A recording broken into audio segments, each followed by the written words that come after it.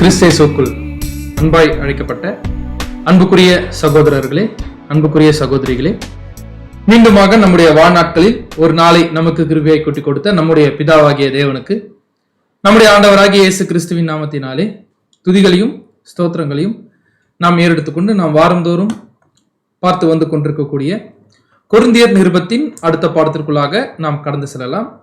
So இந்த வாரம் நம்ம பார்க்க போகிறது chapter number 5 part number 2 class number 21க்குள்ள நம்ம கடந்து செல்லலாம். ஸோ நமக்கு நல்லா தெரியும், கடந்த வாரத்திலிருந்து 1 கொரிந்தியர் புஸ்தகத்தில் 5ஆம் அதிகாரத்தை நம்ம ஸ்டார்ட் பண்ணோம்.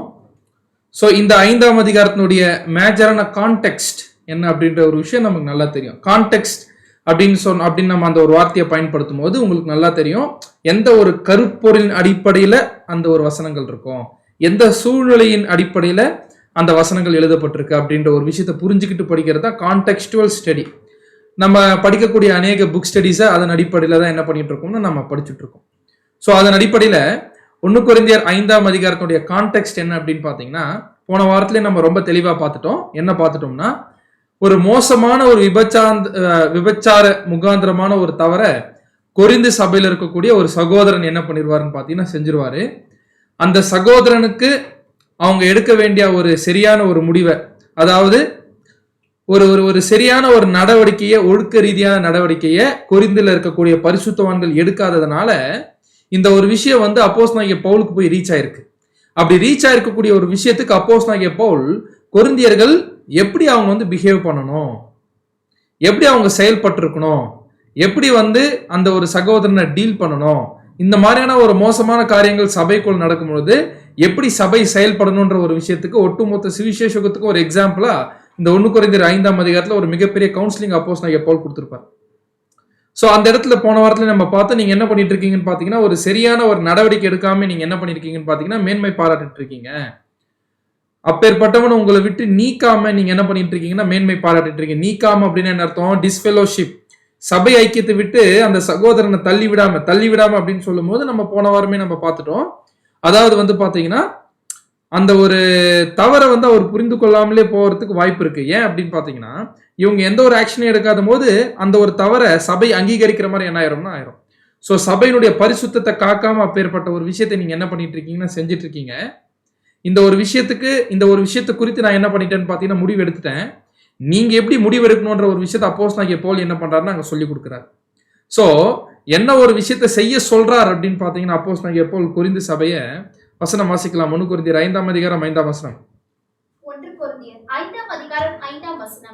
அப்படிப்பட்டவனுடைய ஆவி எப்படிப்பட்டவனுடைய ஆவி அப்படின்னு பாத்தீங்கன்னா, இப்பேற்பட்ட மோசமான தவ செய்தவனுடைய ஆவி கர்த்தராகிய இயேசு கிறிஸ்துவின் நாளிலே ரட்சிக்கப்படும்படி மாம்சத்தின் அழிவுக்காக நம்முடைய கர்த்தராகிய இயேசு கிறிஸ்துவின் நாமத்தினாலே அவனை சாத்தானுக்கு ஒப்புக்கொடுக்க வேண்டும் என்று தீர்ப்பு செய்கிறேன் அப்படின்னு இருக்கு. ஸோ இங்கிலீஷ்ல NASB வெர்ஷன்ல என்னன்னு வரும்னு பாத்தீங்கன்னா, ஐ ஹேவ் டிசைடட், நான் டிசைட் பண்ணிட்டேன், நீங்க என்ன பண்ணுங்கன்னு பாத்தீங்கன்னா இந்த முடிவு எடுங்க அப்படின்னு சொல்ற மாதிரி இருக்கும். ஆக்சுவலா அந்த வார்த்தை NASB இங்கிலீஷ் வெர்ஷன்ல வந்து இட்டாலிக், அதாவது வந்து பாத்தீங்கன்னா அப்படி இருக்கிறதுனால, இட்டாலிக்ஸ்ல இருக்கிறதுனால அது வந்து ஒரு ஸ்பியூரியஸ் பேசேஜா கூட என்ன பண்ணலான்னு பாத்தீங்கன்னா இருக்கலாம். ஆக்சுவலா இந்த வார்த்தையை நம்ம எப்படி புரிஞ்சு கூடாதுன்னா, இந்த ஒரு வார்த்தையை ஏதோ அப்போஸ்தலனாகிய பவுல் வந்து முடிவு எடுத்துட்டு, அப்போஸ்தலனாகிய பவுல் வந்து நியாய தீர்ப்பு எடுத்துட்டு அந்த ஒரு முடிவை கொரிந்தில் இருக்கக்கூடிய அந்த ஒரு எக்லீஷியாவை செய்ய சொல்றாருன்னு நம்ம எடுத்துக்கூடாது. ஆக்சுவலா இந்த இடத்துல அப்போஸ்தலனாகிய பவுல் என்ன செய்ய சொல்றாரு அப்படின்னு பாத்தீங்கன்னா, ஒரு சஜஷன் கொடுக்குறாரு. அந்த ஒரு சஜஷனை எக்லீஷியாவா சேர்ந்து என்ன பண்ணணும்னு பாத்தீங்கன்னா எடுக்கணும்னு அப்போஸ்தலனாகிய பவுல் விரும்புறாரு. ஸோ அப்படின்னா அப்போஸ்தலனாகிய பவுல் இந்த இடத்துல கொரிந்தியர்கள் அவர்களுடைய ஆவிக்குரிய ஒரு சிந்தனையை பயன்படுத்தி அவங்க என்ன பண்ணணும்னு முடிவு பண்றாருன்னு பாத்தீங்கன்னா, இப்பேற்பட்டவனை அவங்க வந்து சாத்தானுக்கு ஒப்பு கொடுக்கணும் அப்படின்னு என்ன பண்றாருன்னா சொல்றாரு. அப்படின்னா இந்த இடத்துல சொல்லும் பொழுது போன வாரத்திலே நம்ம பார்த்துட்டோம், நீங்க இப்படி செய்யும் பொழுது நான் உங்க கூட ஆவியில இணைஞ்சிருப்பேன், நம்முடைய கர்த்தராகிய இயேசு கிறிஸ்துடைய வல்லமையை பயன்படுத்தி நீங்க என்ன பண்ணுங்கன்னா இப்பேற்பட்ட ஒரு விஷயத்தை செய்யுங்கன்ற ஒரு விஷயத்தை கவுன்சிலிங் கொடுக்குறாரு. அப்படின்னா இந்த இடத்துல அப்போஸ்தலனாகிய பவுல் இந்த இடத்துல அவர் தனிப்பட்ட ஒரு முடிவு எடுக்காம அவர் எடுத்திருந்திருக்கலாம். எடுத்து இந்த ஒரு விஷயத்தை என்ன பண்ணிருக்கலாம்னு பாத்தீங்கன்னா அப்போஸ்தலனாகிய பவுல் கொரிந்தியர்களை செய்ய சொல்லியிருக்கலாம். ஆனா அப்பேற்பட்ட ஒரு விஷயத்தை அவர் செய்ய சொல்லாம அப்போஸ்தலனாகிய பவுல் அந்த இடத்துல என்ன பண்றாரு அப்படின்னு பாத்தீங்கன்னா, கொரிந்து சபை பரிசுத்தவான்களை என்ன பண்ண சொல்றாருன்னு பாத்தீங்கன்னா, இந்த ஒரு விஷயத்தை செய்ய சொல்றாரு. ஏன் அப்படின்னு பாத்தீங்கன்னா, இது ஒரு டிஃபிகல்ட்டான ஒரு விஷயமா இருந்தாலுமே கூட அவர்களுடைய ஆவிக்குரிய மைண்டை அவர்கள் பயன்படுத்தணும்னு யார் விரும்புறாரு அப்படின்னு பாத்தீங்கன்னா, அப்போஸ்தலனாகிய பவுல் விரும்புறாருன்ற ஒரு விஷயத்தை நம்ம பார்க்கிறோம். ஸோ அப்படின்னா அப்போஸ்தலனாகிய பவுல் இந்த இடத்துல சொல்லி கொடுக்கிறாரு, டீச் பண்றாரு. கொரிந்தியர்களுக்கு என்ன டீச் பண்றாருன்னு பாத்தீங்கன்னா, எப்படி புது சிருஷ்டியை செயல்படுத்துறதுன்றது டீச் பண்றாரு. அப்படின்னா என்ன அர்த்தம் அப்படின்னு பாத்தீங்கன்னா, அப்போஸ்தலனாகிய பவுல் ஒருவேளை அவராவே ஒரு சில முடிவுகளை சொல்லிட்டு அந்த முடிவை சபையே எடுக்க வச்சிருந்தார் அப்படின்னு பாத்தீங்கன்னா, சபை தன்னுடைய சுயாதீனத்தை பயன்படுத்தி புது சிருஷ்டியில வளர்றதுக்கு என்ன ஆயிருக்குன்னு பாத்தீங்கன்னா லேக் ஆயிருக்கும், குறைவுபட்டு போயிருக்கும். ஸோ அந்த குறைவெல்லாம் வரக்கூடாதுன்ற ஒரு விஷயத்துக்காக கொரிந்தியர்களாகவே அவர்களாகவே தங்களுடைய ஆவிக்குரிய எண்ணத்தை அவர்கள் பயன்படுத்துவதற்காக அப்போஸ்தலனாகிய பவுல் என்ன பண்றாருன்னு பாத்தீங்கன்னா, இந்த ஒரு விஷயத்தை அப்போஸ்தலனாகிய பவுல் எக்லீஷாவா இந்த ஒரு முடிவு என்ன பண்ண சொல்றாருன்னு பாத்தீங்கன்னா எடுக்க சொல்றாரு. என்ன முடிவு எடுக்க சொல்றாரு அப்படின்னு பாத்தீங்கன்னா, அப்பேற்பட்டவனுடைய ஆவி ரட்சிக்கும்படி, அட்லீஸ்ட் அப்படிப்பட்டவனுடைய ஆவி கர்த்தராகிய இயேசு கிறிஸ்துவின் நாளிலே ரட்சிக்கும்படி மாம்சத்தின் அழிவுக்காக நம்முடைய கர்த்தராகிய இயேசு கிறிஸ்துவின் நாமத்தினாலே அவனை சாத்தானுக்கு ஒப்பு கொடுக்க வேண்டும் என்று தீர்ப்பு செய்கிறேன் அப்படின்னு என்ன பண்றாருன்னா அப்போஸ்தலனாகிய பவுல் சொல்றாரு. ஸோ இந்த வார்த்தைகளை புரிஞ்சுக்கும் பொழுது நமக்கு என்ன தோணுது? இந்த வார்த்தைகளை புரிஞ்சுக்கும் பொழுது நமக்கு என்ன தோணுது அப்படின்னு பாத்தீங்கன்னா, நமக்கு என்ன கேள்வி வருது அப்படின்னு பாத்தீங்கன்னா, ஆவி ரட்சிக்கப்படுறதுன்னா என்ன? அதுவும் கர்த்தராகிய இயேசு கிறிஸ்துவின் நாள்ல ஆவி ரட்சிக்கப்படுறதுக்காக மாம்சத்தின் அழிவுக்காக சாத்தான் கிட்ட ஒப்பு கொடுங்க அப்படின்னு சொல்றாரு. அப்படின்னா என்ன அப்படின்ற ஒரு விஷயத்துக்கு தான் நம்ம என்ன பண்ண போறோம்னு பாத்தீங்கன்னா, இந்த ஒரு பாடத்துல நாம தெளிவா விளக்கம் பார்க்க போறோம். ஸோ அப்படின்னா நாம இதுல கண்டுபிடிக்க வேண்டிய மிக முக்கியமான விஷயம் என்னென்ன அப்படின்னு பாத்தீங்கன்னா, இந்த சகோதரனை சாத்தானுக்கு ஒப்பு கொடுக்க சொல்றாரு. அப்படின்னா சாத்தானுக்கு ஒப்பு கொடுக்கறதுனா என்ன? புரிஞ்சுக்க நான் சொல்றது, சாத்தானுக்கு ஒப்பு கொடுக்கறதுனா என்ன அப்படின்னு பாத்தீங்கன்னா, இந்த சகோதரனை என்ன பண்ண சொல்றாருன்னா சபை நீக்கம் செய்ய சொல்றாரு. சபை நீக்கம் செய்ய சொல்றதுன்னா என்ன அர்த்தம் பாத்தீங்கன்னா, இதுக்கு முன்னாடி நிறைய ஒரு பிரிவிலேஜஸ் என்ன பண்ணிருப்பாருன்னு பாத்தீங்கன்னா அவர் என்ஜாய் பண்ணிருப்பார். அதாவது இந்த சத்தியத்திற்குள்ள சகோதரராகவே ஒருத்தர் வந்துட்டாலே ஆட்டோமேட்டிக்கா என்ன பண்ணுவாங்கன்னு பாத்தீங்கன்னா, பரிசுத்தவான்கள் நம்பிடுவாங்க. எப்படி நம்பிடுவாங்கன்னு பாத்தீங்கன்னா, யார் ஒருத்தர் சத்தியத்தை கேட்டு முழுசா தங்களுடைய வாழ்க்கைய ஞானஸ்தானத்தின் மூலம் அடையாளப்படுத்தி அர்ப்பணிச்சிருக்காங்களோ அத்தனை பேருக்காகவும் தங்களுடைய உயிரை கொடுக்கணும்னு என்ன பண்ணுவாங்கன்னு பாத்தீங்கன்னா, உண்மையான பரிசுத்தவான்கள் முடிவு பண்ணிடுவாங்க. அப்பேற்பட்ட ஒரு முடிவு அவங்க எடுத்து அதன்படி செயல்படும் பொழுது ஆட்டோமேட்டிக்கா அதனுடைய அன்பை என்ன பண்ணுவாங்கன்னு பாத்தீங்கன்னா எல்லாருமே ருசி பார்க்க ஆரம்பிப்பாங்க. அது ஆதி காலத்துல இருந்து கடைசி காலம் வரைக்கும் பரிசுத்தவான்கள் மத்தியில நடக்கக்கூடிய ஒரு சம்பவம் இது. அப்படின்னா அந்த ஒரு அன்பை யாரை ருசி பார்த்திருப்பார் அப்படின்னு பாத்தீங்கன்னா, இந்த தவறு செய்த சகோதரனும் என்ன பண்ணிருப்பாருன்னு பாத்தீங்கன்னா ருசி பார்த்திருப்பாருன்றதுல எந்த விதமான மாற்று கருத்தும் இல்லை. சோ இப்பேற்பட்ட அன்பு அப்படியே தொடரலாமா? நிச்சயமா என்ன பண்ணக்கூடாதுங்க, தொடரக்கூடாது. அதனால யார்கிட்ட ஹேண்ட் ஓவர் பண்ண சொல்லிடுறாருன்னு பாத்தீங்கன்னா சாத்தான் கிட்ட எடுத்து கொடுக்க சொல்றாரு. அப்படின்னா இதுக்கு முன்னாடி யாருடைய அண்டர்ல இருந்திருப்பாரு அந்த சகோதரன் பாத்தீங்கன்னா, தேவனுடைய அண்டர்ல இருந்திருப்பாரு, தேவனுடைய ப்ரொடெக்ஷன்ல இருந்திருப்பாரு. அதனால சகோதர ஐக்கியத்துக்குள்ள இருப்பாரு. நீங்க என்ன பண்ணுங்கன்னு பாத்தீங்கன்னா சகோதர ஐக்கியத்திலிருந்து தள்ளிருங்க. அவரு இப்பேற்பட்ட தவறை செய்யறாருன்னா சத்தியம் அப்படின்ற ஒரு விஷயம் தெரிஞ்சுதான் அர்ப்பணிச்சு சகோதரனா இருக்கிறார் அவர். அப்படி தெரிஞ்சுமே கூட இப்பேற்பட்ட ஒரு தவறை செய்து சத்தியத்துக்கு ஒரு களங்கத்தை என்ன பண்ணிருக்காருன்னு பாத்தீங்கன்னா அந்த சகோதரன் ஏற்படுத்தி இருக்கிறதுனால நீங்க என்ன பண்ணுங்கன்னு பாத்தீங்கன்னா, அவரு சாத்தான் கூட தான் ஐக்கியம் கொள்ளணும்னு விரும்பி இருக்கிறாரு. நீங்க என்ன பண்ணுங்கன்னு பாத்தீங்கன்னா சாத்தான் கிட்ட ஒப்பு கொடுத்துருங்க. அப்படின்னா எதுக்காக சாத்தான் கிட்ட ஒப்பு கொடுக்கணும் அப்படின்னு பார்த்தா, சில டைம்ல இந்த வசனத்தை சில நேரடியாக எடுத்து படிக்கும்போது என்ன தோன்றதுக்கு வாய்ப்பு இருக்குன்னா, ஏதோ அப்போஸ்தலனாகிய பவுல் ரொம்ப மோசமா சொல்ற மாதிரி தோணும். என்னங்க சாத்தான் கிட்ட போய் விட்டுறீங்களே, யோசிச்சு பாருங்க, அவன் என்ன பண்ணுவான், அவன் என்னென்னவோ பண்ணிடுவானே அப்படின்னு ஒரு பயம் வரும்ல. ஆக்சுவலா எதுக்காக சாத்தான் கிட்ட ஒப்பு கொடுக்க சொல்றாருன்னு பாத்தீங்கன்னா, மாம்சத்தின் அழிவுக்காக. அந்த சகோதரன் ஒரு மாம்சமான ஒரு கேவலமான ஒரு தப்பு என்ன பண்ணிருக்காருன்னு பாத்தீங்கன்னா செஞ்சிருக்காரு. சோ அவருடைய மாம்சம் அழியணும் அப்படின்னு என்ன தெரியுங்களா அர்த்தம்? சாத்தான் கிட்ட ஒப்பு கொடுக்கும் பொழுது சாத்தான் சும்மா விடுவானா? சாத்தான் சும்மா விடுவானா? இதற்கு முன்பாக அவருடைய வாழ்க்கை எதுக்குள்ள இருந்துச்சுன்னு பாத்தீங்கன்னா சத்தியத்துக்குள்ள தேவனுக்கு கீழ்ப்படிந்து இருந்திருக்கிறாரு. உண்மையா அவர் தேவனுக்கு கீழ்ப்படிந்து இருந்திருக்கணும். ஏன் தெரியுங்களா? ஏன்னா அவருக்குள்ள என்ன இருக்கு? ஆவி இருக்கு. ஆவி இருக்குன்னா அவர் ஆவியில் ஜெனிப்பிக்கப்பட்டிருக்கிறாரு. அப்படின்னா சும்மாலாம் தேவன் என்ன பண்ணிருக்க மாட்டாரு, ஒருத்தர் ஆவியில ஜெனிப்பிக்க மாட்டாரு. அவங்களுக்குள்ள கேரக்டர் இருந்திருக்கு. அப்படின்னா சாத்தான் கிட்ட மாட்டும் பொழுது சாத்தான் என்ன பண்ணுவான்னு பாத்தீங்கன்னா சரியான அனுபவத்தை என்ன பண்ணுவான்னு பாத்தீங்கன்னா கொடுப்பான். சரியான அனுபவம், அது என்னன்றதை டீட்டெயில்டா பார்க்க போறோம்.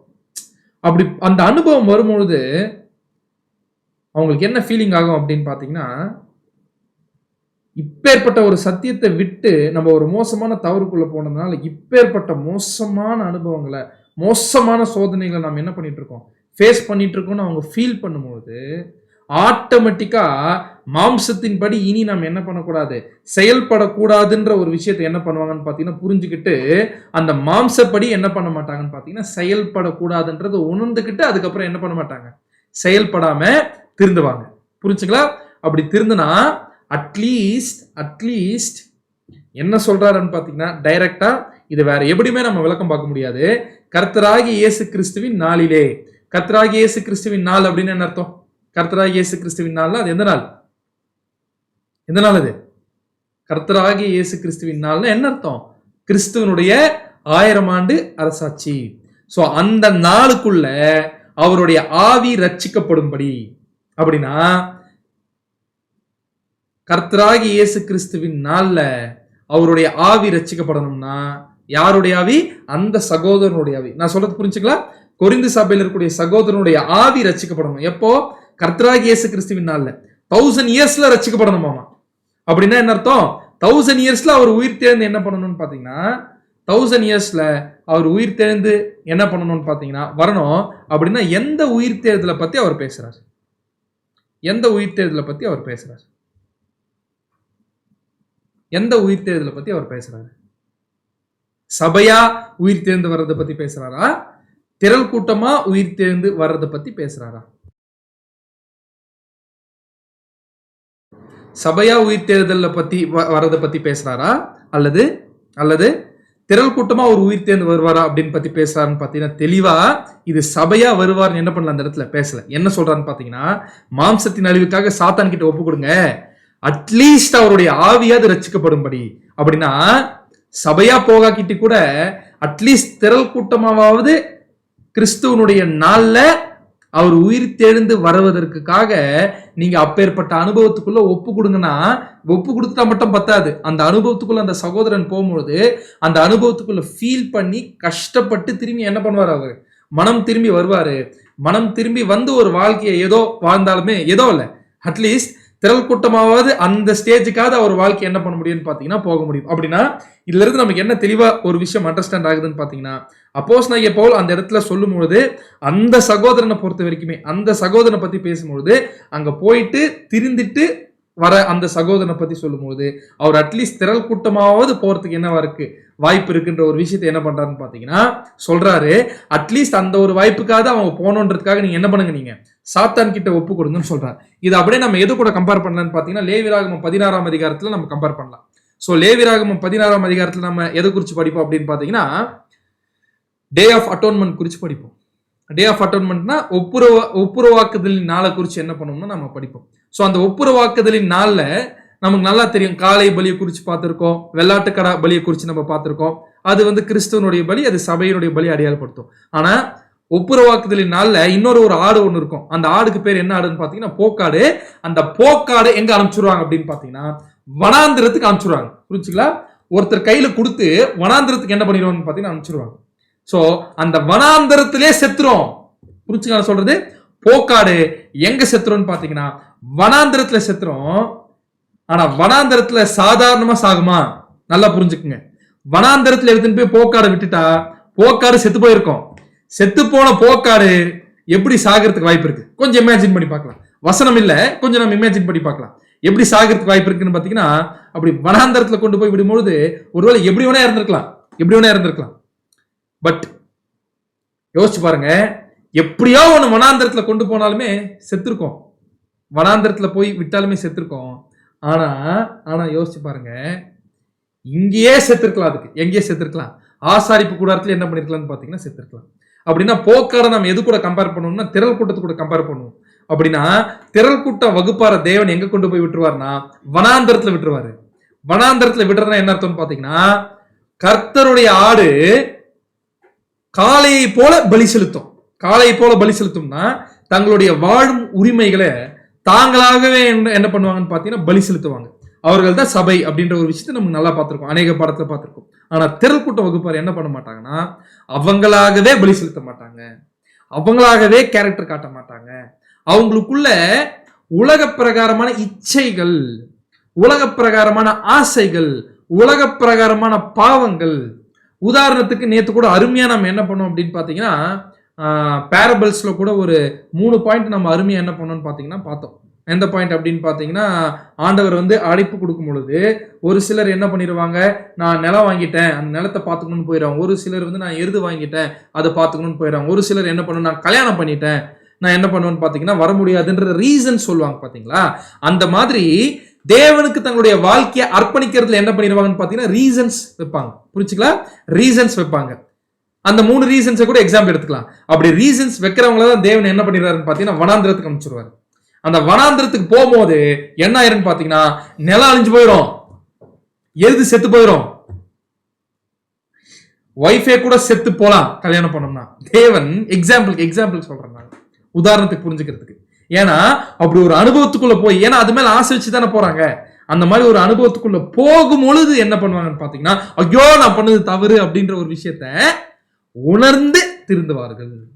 ஆனா அவங்களாகவே என்ன பண்ண மாட்டாங்க, சாக்ரிஃபைஸ் பண்ண மாட்டாங்க, சபை வகுப்பார் மாதிரி. அந்த மாதிரி இந்த சகோதரன் என்ன பண்ண சொல்றாருன்னு பாத்தீங்கன்னா, நீங்க சாத்தான் கிட்ட ஒப்பு கொடுங்க. அப்படி ஒப்பு கொடுக்கும் பொழுது, அப்படி ஒப்பு கொடுக்கும் போது என்ன ஆகும் அப்படின்னு பாத்தீங்கன்னா, ஒருவேளை திருந்தி வந்தா, ஒருவேளை நல்ல நோட் பண்ணுங்க, ஒருவேளை திருந்தி வந்தாதான் திரள் கூட்டமா போக முடியும். அப்படியே போனா திருந்தி வராமலே போயிட்டா அது 2ஆம் மரணம் என்பதுல எந்த விதமான மாற்று கருத்தும் கிடையாது. சோ ஆனா ஒரு கேள்வி வரும் நமக்கு, ஒருவேளை ஒரு கேள்வி வரும். என்ன கேள்வி வரும் அப்படின்னு பாத்தீங்கன்னா, பிரதர் அங்க அப்போஸ்தலனாகிய பவுல் அந்த சகோதரனை பத்தி சொல்லும் பொழுது பவுலும் சபையும் சேர்ந்து எடுக்கும் பொழுது என்ன ஒரு முடிவு சொல்றாரு, கர்த்தராகிய இயேசு கிறிஸ்துவுடைய நாள்ல, அதாவது 1000 இயர்ஸ்ல யாருடைய உயிர் தேர்தல் நடக்குமா, திரள் கூட்டத்தினுடைய உயிர் தேர்தல் நடக்குமா. அந்த உயிர் தேர்தல்ல அட்லீஸ்ட் அவருடைய ஆவி ரட்சிக்கப்படும்படி நீங்க என்ன பண்ணுங்க, சாத்தான் கிட்ட ஒப்பு கொடுங்கன்னு சொல்றாரு. அப்படி சொல்லும் போது அப்போஸ்தலனாகிய பவுல் அந்த சகோதரனுடைய முடிவை பத்தி சொல்றாரா இல்லையா, அந்த சகோதரனுடைய முடிவை பத்தி சொல்றாரா இல்லையா. முடிவுனா அந்த சகோதரன் இப்ப எங்க போயிருவாருன்னு சொல்றாரு, திருந்தி வந்துட்டாலுமே. நான் சொல்றது புரிஞ்சுங்களா?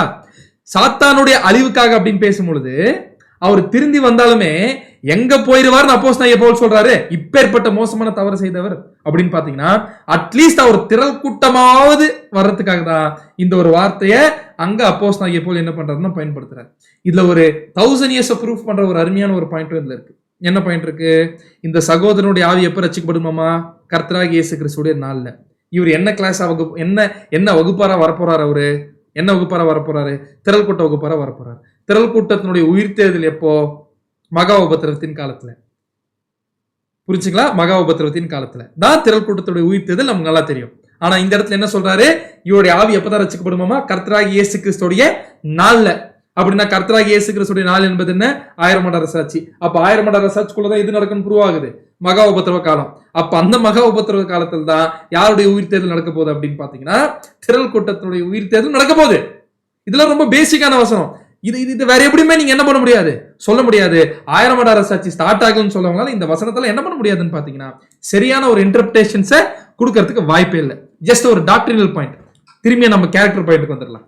இப்ப பாயிண்ட் என்னன்னு பாத்தீங்கன்னா, இப்போ அங்க அப்போஸ்தலனாகிய பவுல் சொல்லும் பொழுது இந்த சகோதரன் திரள் கூட்ட வகுப்பாருக்கு போவார்னு சொல்லிட்டார். அப்படிதானே தெரியுது வசனம். இப்ப கேள்வி என்னன்னா, அந்த ஆக்ஷனை நாம எடுக்க முடியுமா? இதை படிச்சுட்டு அந்த ஆக்ஷன் நாம எடுக்க முடியுமா? அப்படி நாம யாருன்னா சொல்ல முடியுமா? யாருன்னா ஒரு சகோதரனோ அல்லது சகோதரியோ எக்லீஷாக்குள்ள இந்த தவறு செய்யும் பொழுது அவ்வளவுதான் ஒரு திரள் கூட்டம் அப்படின்ற ஒரு விஷயத்தை நம்மளால சொல்ல முடியுமா அப்படின்னு பாத்தீங்கன்னா நம்மளால நிச்சயமா என்ன பண்ண முடியாதுங்க, சொல்ல முடியாது. அது யாராலதான் சொல்ல முடியும்னு பாத்தீங்கன்னா அப்போஸ்தலனால சொல்லலாம். அப்போஸ்தல் அந்த வார்த்தை என்ன பண்ணலாம்னு பாத்தீங்கன்னா பயன்படுத்தலாம். ஏன்னா அப்போஸ்தலருடைய எழுத்துக்கள் எப்பேற்பட்ட எழுத்துக்கள் பாத்தீங்கன்னா தவறாமையுள்ள எழுத்துக்கள் அப்படின்ற ஒரு விஷயம் நமக்கு நல்லாவே தெரியும்.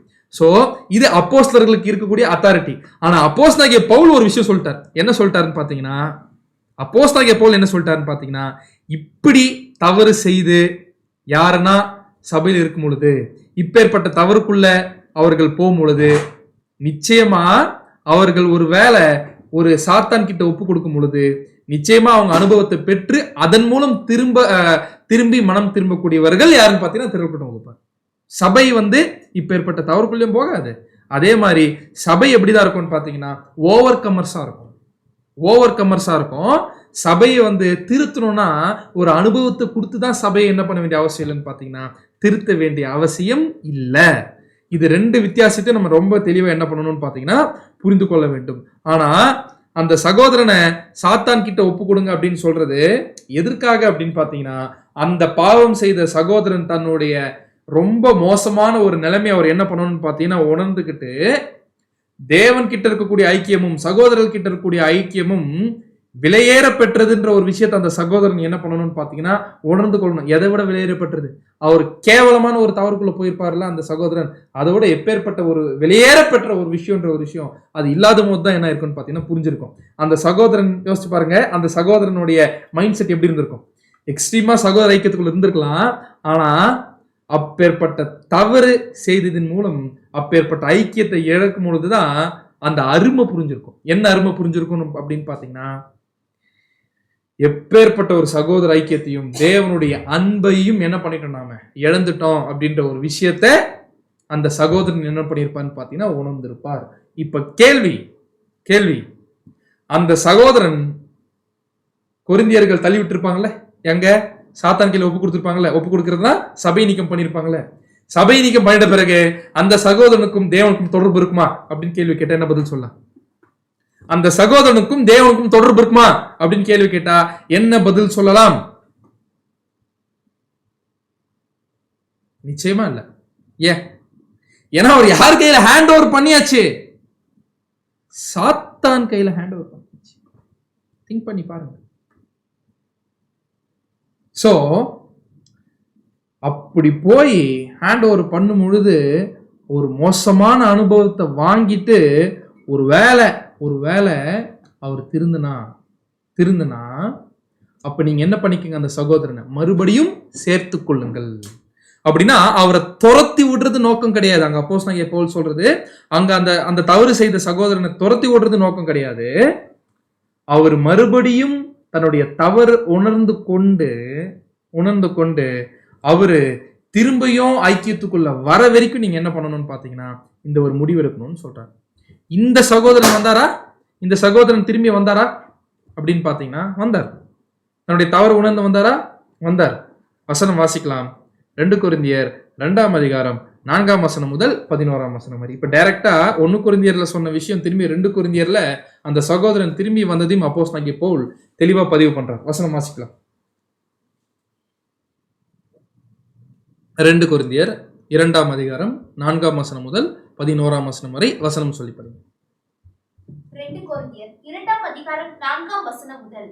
அன்றியும் நீங்கள் துக்கப்படும்படிக்கு எழுதாமல் உங்கள் மேல் நான் வைத்த அன்பின் மிகுதியை நீங்கள் அறியும்படிக்கு மிகுந்த வியாகுலம். அது எழுதும் பொழுது எப்படி பவுல் எழுதியிருக்காராமா, இந்த 1 கொரிந்தியர் 5ஆம் அதிகாரத்தை எழுதும் பொழுது மிகுந்த வியாகுலமும் மன இடுக்கமும் அடைந்தவனாய் அதிக கண்ணீரோட உங்களுக்கு எழுதினேன். புரிஞ்சுங்களா? 1 கொரிந்தியர் 5ஆம் அதிகாரத்துல சாத்தான் கிட்ட ஒப்பு கொடுத்துருங்க, கர்த்தராகிய இயேசு கிறிஸ்துவின் நாள்ல அவருடைய ஆவி ரட்சிக்கும்படி மாம்சத்தின் அழிவுக்காக ஒப்பு கொடுத்துருங்கன்னு சொல்லல, சும்மா சொல்லல. அது எழுதும் பொழுது அப்போஸ்தலனாகிய பவுலுடைய கண்கள் அதிகப்படியா எது வந்திருக்குன்னு பாத்தீங்கன்னா கண்ணீர். அழுதுட்டு எழுதியிருக்காரு அப்போஸ்தலனாகிய பவுல், கண்ணீர் விட்டு எழுதியிருக்காரு, வலி இருந்திருக்கு. ஏன் அப்படின்னு பாத்தீங்கன்னா அந்த சகோதரன் சரீர அங்கத்துல இருக்கிறாருல, தன்னுடைய சரீரத்தை அதே சரீரமே வெட்டி வீசணும். நான் சொல்றது புரியுதுங்களா? இப்ப இந்த கை இருக்குன்னா இந்த கையை எடுத்து இந்த கையை வெட்டினா எப்படி வலிக்கும்? அப்பேற்பட்ட ஒரு வலி யாருக்கு இருந்திருக்குன்னு பாத்தீங்கன்னா அப்போஸ்தலனாகிய பவுலுக்கு இருந்திருக்கு. வசனம் வாசிக்கலாம். அடுத்து 5ஆம் வசனம். துக்கம் உண்டாக்கினவன் யாரு? இந்த தவறு செய்த சகோதரன். துக்கம் உண்டாக்கினவன் எனக்கு மட்டும் அல்ல, ஒருவாறு உங்கள் எல்லாருக்கும் துக்கம் உண்டாக்கினான். நான் உங்கள் எல்லார் மேலும் அதிக பாரம் சுமத்தாத படிக்கு இதை சொல்லுகிறேன். 6ஆம் வசனம். அப்படிப்பட்டவனுக்கு அநேகரால் உண்டான இந்த தண்டனையே போதும். 7ஆம் வசனம். ஆதலால் அவன் அதிக துக்கத்தில் அமிழ்ந்து போகாத படிக்கு நீங்கள் அவனுக்கு மன்னித்து ஆறுதல் செய்ய வேண்டும். புரிஞ்சுங்களா? அதிக துக்கத்தில் அமிழ்ந்து போகாதபடிக்கு. அப்படின்னா என்ன அர்த்தம்? என்ன அர்த்தம்? என்ன அர்த்தம்? அந்த சகோதரன் என்ன பட்டு இருக்காருங்க? துக்கப்பட்டு இருக்கிறாரு. அத பவுல் என்ன பண்றாரு அந்த இடத்துல? நிருபமா எழுதுறாரு. அது பவுல் வரைக்கும் என்ன இருக்கு அந்த இடத்துல? ரீச் ஆயிருக்கு. அப்படின்னா அந்த சகோதரன் யோசிச்சு பாருங்க, துக்கம் எப்படி வந்திருக்கும்? எப்ப வந்திருக்கும் துக்கம்? சொல்லுங்க பார்க்கலாம். எப்ப வந்திருக்கும் துக்கம்? இந்த ஒரு ஆக்ஷன் எடுக்கும் பொழுதே ஆட்டோமேட்டிக் என்ன வந்திருக்கும்னு பாத்தீங்கன்னா துக்கம் வந்திருக்கும், ஃபீலிங்ஸ் வந்திருக்கும். துக்கத்தில் அமிழ்ந்து போகாத படிக்கனா அந்த அளவுக்கு துக்கத்தை என்ன பண்ணிருக்காருன்னு பாத்தீங்கன்னா வெளிப்படுத்தியிருக்காரு. ஒரு நார்மல் லைஃப்ல வாழ்ந்துருக்க முடியாது. அப்ப ரியலைஸ் பண்ணிருக்கார். That is the realisation. அந்த ரியலைசேஷன் யாருக்கு தெரிஞ்சிருக்குன்னு பாத்தீங்கன்னா சகோதரருக்கு தெரிஞ்சிருக்கு. அப்படின்னா சகோதரர்கிட்ட என்ன பண்ணிருப்பார்? அவர் கதறி இருக்கணும், கதறி இருப்பார் உள்ளுக்குள்ள இருந்து. அதுதான் ட்ரூ ரியலைசேஷன். என்ன பண்ணிருக்காருன்னு பாத்தீங்கன்னா அந்த சகோதரன் அங்க செஞ்சிருக்காரு. யோசிச்சு பாருங்க, ட்ரூ ரியலைசேஷன் சொல்லும் போது யாருன்னா அந்த சகோதரர்கிட்ட சொல்லியிருப்பாங்களா போய் நீ துக்கப்படு அப்படின்னு, நீ போய் சகோதரர்கிட்ட மன்னிப்பு கேளுன்னு யாருன்னா சொல்லியிருப்பாங்களா? யாருன்னா ஒரு ஃபோர்ஸ் இருந்திருக்குமா, ஒரு உந்துகோல் இருந்திருக்குமா? இருந்திருக்காது. அது அது அவராகவே என்ன பண்ணியிருப்பாருன்னு பார்த்தீங்கன்னா அந்த ஒரு விஷயத்தை செஞ்சிருப்பார். ஸோ அதுல அப்படி சொல்லும் போது இது பவுல் வரைக்கும் என்ன இருக்குங்க? ரீச் ஆயிருக்கு. அதனால துக்கத்தின் மேல் துக்கத்தில் அமிழ்ந்து போகாதபடிக்கு நீங்க என்ன பண்ணுங்க? இப்ப மன்னித்து சேர்த்து கொள்ளுங்கள். அப்படின்னா இப்ப அவருடைய மாம்சம் அழிஞ்சிருச்சு. கரெக்டா? மாம்சத்தின் அழிவுக்காக சாத்தான் கிட்ட ஒப்பு கொடுங்க என்ன அர்த்தம் பாத்தீங்கன்னா இப்ப அவருடைய மாம்சம் என்ன ஆயிடுச்சு? இந்த இடத்துல அழிஞ்சிருச்சு. திருப்பி அந்த தவறுக்குள்ள போவாரா? நிச்சயமா என்ன பண்ணிருக்க மாட்டாரு, போயிருக்க மாட்டாரு. இப்போ திரும்பி வந்துட்டாரா? வந்துட்டாரா? இப்போ அவருடைய ஆவி எங்க ரட்சிக்கப்படும்? கிறிஸ்துவோட 1000 மண்டல அரசாட்சியில ரட்சிக்கப்படும். என்னவா ரட்சிக்கப்படும் பாத்தீங்கன்னா திரள் கூட்டமா ரட்சிக்கப்படும். அப்படின்னு அப்போஸ்தலனாகிய பவுல் என்ன பண்றாரு? சொல்றாரு, இந்த கேட்டகரிக்குள்ள போனோம்னா நிச்சயமா நம்ம எந்த வகுப்பால் ஆயிருவோம்னு பாத்தீங்கன்னா திரள் கூட்டமா போயிருவோன்றதுல மாற்று கருத்தே கிடையாது. சோ இன்னொரு விஷயத்தை நம்ம எப்படி எடுத்துக்க வேண்டாம்னு பாத்தீங்கன்னா ஏதோ சபை நீக்கம் செய்யற அளவுக்கு தவறு செய்தாதான் திரள் கூட்டமா போகும்ன்றது கிடையாது. அப்படின்னா யார் யாரெல்லாம் தங்களுடைய மாம்சத்தை கொல்லாம யார் யாரெல்லாம் கேரக்டர் லூஸ் பண்றாங்களோ ஆட்டோமேட்டிக்கா தேவனே யார்கிட்ட ஹேண்ட் ஓவர் பண்ணிடுவார்னு பாத்தீங்கன்னா சாத்தார்கிட்ட ஹேண்ட் ஓவர் பண்ணிடுவார். அப்படி ஹேண்ட் ஓவர் பண்ணும்போது ஒரு அனுபவங்கள் வரும்போது அந்த அனுபவத்தின் மூலம் சில தவறுகள் என்ன பண்ணுவாங்கன்னு பாத்தீங்கன்னா விடுவாங்க. சில விஷயங்கள் என்ன பண்ணுவாங்கன்னு பாத்தீங்கன்னா புரிஞ்சுப்பாங்க. அப்படி போற எல்லாருமே எந்த வகுப்பார் தான் பாத்தீங்கன்னா திரள் கூட்ட வகுப்பார்ன்றதுல எந்த விதமான மாற்று கருத்தும் கிடையாது. இப்போ இன்னொரு கேள்வி என்னன்னு பாத்தீங்கன்னா இந்த சகோதரன் இவ்வளோ பெரிய தவறு செஞ்சு கூட அந்த ஒரு வாய்ப்பு எப்படிங்க திரள் கூட்ட வாய்ப்பு இருக்கு அப்படின்ற ஒரு கேள்வி வரலாம். அதுக்கு தான் நம்ம போன வாரமே பார்த்தோம். நல்லா புரிஞ்சுக்கலாம். இந்த சகோதரன் நிச்சயமா ஒரு வேலை என்ன செஞ்சிருக்கிறதுக்கு வாய்ப்பு இல்லை அப்படின்னு பாத்தீங்கன்னா துணிகர பாவம் செஞ்சிருக்கிறதுக்கு வாய்ப்பு இல்லை.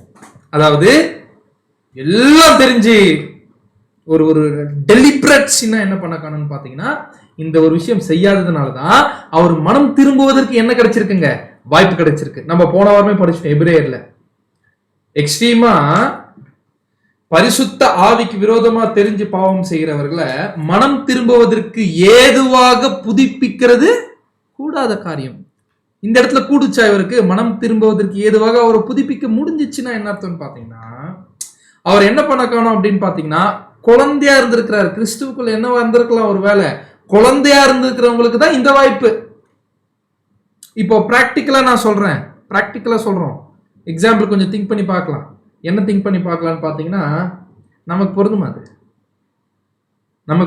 எக்ஸாம்பிளுக்கு நமக்கு பொருந்துமா? இது எக்ஸ்ட்ரீமா தவறு பண்ணிட்டு நான் கிறிஸ்துவுக்குள்ள குழந்தை எனக்கு ஒன்றும் புரியலன்னு சொல்ல முடியுமா? அதாவது தெளிவா சத்தியத்தை புரிஞ்சுக்கிட்டு சத்தியம்னா என்ன தெரிஞ்சிருச்சு, ஆவிக்குரிய அர்த்தங்களை புரிஞ்சுக்க முடியுது, டிவைன் பிளான் ஆஃப் ஏஜஸ் புரியுது, நான் தெளிவான்னு சொன்னது ட்ரினிட்டி தெரியுது, ஆன்டி கிரைஸ்ட் தெரியுது, இஸ்ரேல் ப்ராஃபஸி புரிஞ்சிருச்சு, ரெவலேஷன் அண்டர்ஸ்டாண்ட் பண்ண முடியுது, கேரக்டர்னா என்னன்னு தெரியுது, என்ன செய்யணும் என்ன செய்யக்கூடாதுன்னு தெரியுது, புது சிருஷ்டினா என்னன்னு தெரியுது, பழைய சிருஷ்டினா என்னன்னு தெரியுது.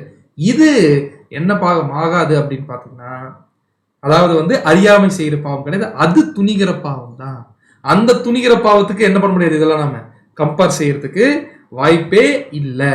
ஸோ அதனாலதான் நம்ம மூத்த சகோதரர் ரசல் பிரதர் அவருடைய ரைட்டிங்ஸ் எழுதும் போது என்ன சொல்றாருன்னு பாத்தீங்கன்னா, அதனாலதான் இந்த இடத்துல அப்போஸ்தலன் வந்து சபை இப்பேற்பட்ட ஒரு தவறுகளுக்கு எவ்வளவு சீக்கிரமாகவும் ஒரு தீர்க்கமான ஒரு முடிவும் எடுக்கணும். ஏன்னு பாத்தீங்கன்னா, அப்பேற்பட்ட தவறை சரி செய்யறதுக்காக. ஏன்னா அந்த தவறு செய்யக்கூடிய சகோதரன் கூட அவங்க வந்து என்ன பண்ணிருக்க கூடாது, ஐக்கியம் கொண்டிருக்க கூடாது, கலந்து இருக்க கூடாது. சோ பரிசுத்தமான சிந்தை இருக்கக்கூடிய எல்லாருமே சீக்கிரமா அந்த சகோதரன் என்ன செஞ்சிருக்கணும் அப்போஸ்தலர் சொல்றாருன்னு பாத்தீங்கன்னா, டிஸ்ஃபெலோஷிப் செஞ்சிருக்கணும். டிஸ்ஃபெலோஷிப் செய்யறது மட்டும் இல்லாம they should refuse all recognition. இதுக்கு முன்னாடி ஒரு ரெகக்னேஷன் கொடுத்திருப்பாங்க அந்த சகோதரனுக்கு. அப்பேற்பட்ட தவறு செய்யறவங்களுக்கு என்ன பண்ணணும்னு பாத்தீங்கன்னா, எல்லா ரெகக்னேஷன் கொடுக்க கூடாது, ஐக்கியம் கொள்வதற்கான அந்த ஒரு ஸ்லாக்கியத்தை கொடுக்க கூடாது. அவர் எப்பேற்பட்ட சப்ஜெக்ட் பேசுறவரா இருக்கார், அழகா எழுதியிருக்காரு. No matter what is professions or knowledge or talent. ஒரு வேலை இப்பேற்பட்ட தவறு செய்யக்கூடிய சகோதரன் யாருன்னா ஒருத்தர் பயங்கரமா சப்ஜெக்ட் பேசுறவரா இருக்கலாம், பயங்கரமா நாலேஜ் உடையவரா இருக்கலாம், பயங்கரமா டேலண்ட் யாரானா இருக்கட்டும், அதெல்லாம் இங்க என்ன பண்ணக்கூடாதுன்னு பாத்தீங்கன்னா, நாம கணக்கிலே கொள்ளக்கூடாது. அவங்கள சாத்தான் கூட ஐக்கியம் கொள்வதற்காக உலகத்துல கொண்டு போய் என்ன பண்ணிடணும், விட்டுறணும். ஒரு வேலை அவர் என்ன பண்ணலாம், அவருடைய தவறை உணர்ந்து கொண்டு என்ன பண்ணலாம்னு பாத்தீங்கன்னா திருந்தலாம் அப்படின்னு சொல்றாரு. ஆனா இந்த இடத்துல இந்த கொரிந்தியர்ல அந்த சகோதரனுடைய பாயிண்ட் எடுக்கும்பொழுது அந்த சகோதரனுக்கு கெட்ட ஆவி இல்லை அப்படின்றாரு. கெட்ட ஆவி இல்லை. ஏன் அப்படின்னு பாத்தீங்கன்னா, ஒருவேளை கெட்ட ஆவி இருந்துருச்சுன்னா அந்த ஆவி ரட்சிக்கப்படும்படி என்ன பண்ண மாட்டான், அவரை காப்பாற்றணும்லாம் பவுல் என்ன பண்ணிருக்க மாட்டாரு, சொல்லியிருக்க மாட்டாரு. அப்படின்னா சொல்றாரு இல்லையா, கர்த்தராகிய இயேசு கிறிஸ்துவினால அவருடைய ஆவி ரட்சிக்கப்படும்படினா அவருக்குள்ள என்ன இருந்திருக்கு, ஸ்பிரிட் இருந்திருக்கு. என்ன ஸ்பிரிட், தேவனுக்கு கீழ்ப்படியணும்னு ஸ்பிரிட் இருந்திருக்கு. ஆனா மாம்சம் என்ன பண்ணிருக்குன்னு பாத்தீங்கன்னா ஓவர் கம் பண்ணிருக்கு. அவரால் என்ன பண்ண முடியல அப்படின்னு பாத்தீங்கன்னா, தேவனுடைய அந்த நல் வார்த்தைகளுடைய ஈவை என்ன பண்ண முடியலன்னா சரியா அந்த இடத்துல என்ன பண்ண முடியலன்னு பாத்தீங்கன்னா புரிஞ்சுக்க முடியல. தேவனுடைய அருமையான மாபெரும் வாக்குத்தத்தங்களுடைய தாற்பரியத்தை அவர் சரியா என்ன பண்ண காணும்னு பாத்தீங்கன்னா புரிஞ்சுக்கல. சோ அப்படி புரிஞ்சுக்காம இருக்கிறதுனால, முழுசா புரிஞ்சுக்காம இருக்கிறதுனால அவரை எது ஓவர் கம் பண்ணிருக்கு அப்படின்னு பாத்தீங்கன்னா மாம்சம் ஓவர் கம் பண்ணிருக்கு. சோ அதனால இப்பேற்பட்ட தவறு செய்த அந்த சகோதரனை சபை எப்படி டீல் பண்ணணும்னு சொல்றாருன்னு பாத்தீங்கன்னா, ரிகரஸா ரொம்ப கடினமா என்ன பண்ணணும்னு பாத்தீங்கன்னா டீல் பண்ணணும். ஏன் அப்படின்னு பாத்தீங்கன்னா, அந்த சகோதரனுடைய முடிவே அதுதான் இருக்கு. இவங்க அப்படி முடிவெடுக்காம எடுத்திருந்தாங்கன்னா அந்த சகோதரனுடைய மாம்சம் என்ன இருக்காதுங்க, அழிஞ்சிருக்காது. அவருடைய மாம்சம் அழியணும்னா எங்க ஒப்பு கொடுக்கணும், அவரு சாத்தான் கிட்ட ஒப்பு கொடுக்கப்படணும். சாத்தான் கிட்டனா உலகத்துக்கு கூட ஐக்கியம் கொள்ள வைக்கணும். அப்ப எப்பேற்பட்ட அனுபவங்கள் வரும்போது அப்பேற்பட்ட அனுபவங்கள் மூலம் அவரு திருந்தி வரத்துக்கு என்ன இருக்கு அப்படின்னு பாத்தீங்கன்னா வாய்ப்பு இருக்கு அப்படின்னு சொல்றாரு. So he delivers them to சாத்தான். அதாவது பவுல் என்ன சொல்றாரு, சாத்தான் கிட்ட ஒப்பு கொடுங்கன்னு சொல்றாரு இல்லையா. அப்படி வரும்பொழுது நீதி உள்ளவர்களுக்கான மிகப்பெரிய எதிராகி இந்த சாத்தான் என்ன பண்ணுவானா, பயங்கரமா அட்டாக் பண்ணுவானாமா. என்ன பண்ணுவானாமா, சில சமயத்துல அப்படி அனுமதிக்கும் பொழுது அவங்க நல்லா ஒரு ஒரு விஷயத்தை ஆம்பிஷியஸா, அதாவது வந்து ஒரு ஆம்பிஷனா யோசிச்சு வச்சிருப்பாங்கல்ல, அந்த விஷயம்லாம் அப்படியே என்ன ஆகும்னு பாத்தீங்கன்னா உடைக்கப்படும். உதாரணத்துக்கு நாம் இது எப்படி மட்டும் இந்த கோணத்தை பாத்திரக்கூடாதுன்னா, சபை நீக்கம் செய்யக்கூடிய சகோதரர்கள் மட்டும் ஏதோ வந்து அந்த மாதிரி மோசமா ரேர் தான் நடக்கும், மேக்சிமம் நடக்காது, ரேர் தான் நடக்கிறது. அப்படி இருக்கிறவர்களுக்கு தான் இந்த அனுபவம் நம்ம தவற எடுத்துக்கூடாது. யார் யாரெல்லாம் மாம்ச பிரகாரமா நடக்கிறாங்களோ அவர்களை எல்லாம் தேவன் யார்கிட்ட ஒப்பு கொடுத்துருவாருன்னு பாத்தீங்கன்னா சாத்தான் கிட்ட ஒப்பு கொடுத்துருவாரு. திரள் கூட்ட வகுப்பாரு அவர்கள் கிட்ட தான் என்ன பண்ணிடுவாருன்னு பாத்தீங்கன்னா ஒப்பு கொடுக்கும்போது ஒப்பு கொடுக்கறது என்ன அர்த்தம்னு பாத்தீங்கன்னா அனுமதிப்பார், தேவன் அனுமதிப்பாரு. அப்ப திரள் கூட்ட வகுப்பாரனுடைய வாழ்க்கையில என்ன அனுபவம் நடக்கும்னு பாத்தீங்கன்னா, திரள் கூட்டம் வகுப்பாருடைய வாழ்க்கையில என்ன நடக்கும்னு பாத்தீங்கன்னா, அவங்க வாழ்க்கைய சாத்தான் போட்டு அடி வெளுத்து எடுப்பான். என்ன ஆகும்னு பாத்தீங்கன்னா, திரள் கூட்ட வகுப்பாரு சில விஷயத்தை விக்கிரகங்களா என்ன பண்ணிருப்பாங்கன்னு பாத்தீங்கன்னா வச்சிருப்பாங்க. சரிங்களா, அப்பேற்பட்ட விஷயங்கள் ஸ்வீட்டா நினைச்சிருப்பாங்க. ஒருவேளை தங்களுடைய உறவுகளை அப்படியே வச்சிருக்கலாம், தங்களுடைய வேலைகளை அப்படி வச்சிருக்கலாம், தங்களுடைய வாழ்க்கையினுடைய லட்சியங்களை அப்படி என்ன பண்ணிருக்கலாம் வச்சிருக்கலாம். அது ரொம்ப இனிப்பான விஷயமா நினைச்சிருக்கலாம். அது அப்படியே கசப்பா என்ன ஆகும்னு பாத்தீங்கன்னா மாற வைப்பாரு. அப்படியே கசப்பான அனுபவங்கள் என்ன பண்ணுவான்னு பாத்தீங்கன்னா கொடுப்பாரு. ஒருவேளை எக்ஸாம்பிளுக்கு சொல்றேன், எக்ஸாம்பிளுக்கு சத்தியத்திற்காக சாக்ரிஃபைஸ் பண்றது ஏதாச்சும் ஒரு உலக பிரகாரமான உறவுகள் நம்மளை தடுக்குதுன்னு வச்சுக்கோங்களேன். அதே உலக பிரகாரமான உறவுகள் மூலம் தேவன் என்ன பண்ண வைப்பாருன்னு பாத்தீங்கன்னா கசப்பான அனுபவத்தை என்ன பண்ணுவாருன்னு பாத்தீங்கன்னா கொடுக்க வைப்பார். ஸோ எது வரைக்கும் இந்த மாதிரி அனுபவங்கள் திரள் கூட்ட வகுப்பார் கிடைக்கும்னு பாத்தீங்கன்னா அவங்களுடைய இருதயம் கஷ்டப்பட்டு கடைசியா தேவன் கிட்ட திரும்பி அந்த மாம்சத்தை எல்லாம் ஐயோ தப்புன்னு உணர்ந்து கடைசியா எக்ஸ்பீரியன்ஸ்ல அனுபவத்துல சொல்லுவாங்களாமா, நான் உலகத்தை தேடி போனேன், சமாதானமோ ஒரு சந்தோஷமோ அங்க கிடைக்கவே இல்லை, கடைசியா நான் ஒரு கிரிமினல் திருந்தின மாதிரி யார்கிட்ட திரும்பி வரேன் அப்படின்னு பாத்தீங்கன்னா கிறிஸ்து கிட்ட நான் என்ன பண்றேன் திரும்பி வருவேன்னு கசப்பான அனுபவங்கள்லாம் பெற்ற பிற்பாடு என்ன பண்ணுவாங்கன்னு பாத்தீங்கன்னா சொல்லுவாங்களாம். இப்படி எல்லா அனுபவத்தை பெற்று திருந்தக்கூடியவர்கள் தான் திரள் கூட்டம். சோ அப்போஸ்தலனாகிய பவுல் அந்த இடத்துல ஒருவேளை கர்த்தராகிய இயேசு கிறிஸ்துவின் நாள்ல என்ன பண்ணலாம், அவருடைய ஆவி ரட்சிக்கப்படலாம். ஒருவேளை அப்படின்னு அர்த்தம், ஒரு வேலை, மேபி அப்படின்னு இருக்கு இங்கிலீஷ்ல. அப்படின்னு அர்த்தங்களா அர்த்தம். இந்த இடத்துல இப்பேற்பட்ட ஒரு மோசமான தவறு செய்யக்கூடிய சகோதரன் ஒருவேளை என்ன பண்ணலாம், அனுபவத்தை பெற்று திரும்பி வரலாம். அப்படின்னு என்ன அர்த்தம் பாத்தீங்கன்னா கம்பல்சரி அவரு திரும்பி திரள் கூட்டமா போயிடுவார்ல, என்ன கிடையாதுங்க, சர்டைனிட்டி கிடையாது. அதாவது கண்டிஷனா என்ன பண்ண முடியாது, சொல்ல முடியாது.